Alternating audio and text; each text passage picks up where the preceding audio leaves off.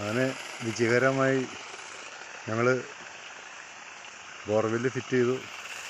1.5 motor വെച്ചു. 1.25 inch തള്ള്. ആവശ്യത്തിന് വെള്ളം, നല്ല ശുദ്ധമായിട്ടുള്ള വെള്ളം. ഞങ്ങളുടെ ആശാനാണ്.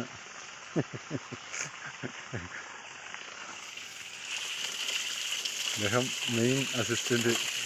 സൂപ്പറായിട്ട് ചെയ്തു. നല്ല ടെക്നീഷ്യൻ. ആശാനൊന്ന് കൈ കഴുകുന്നത്.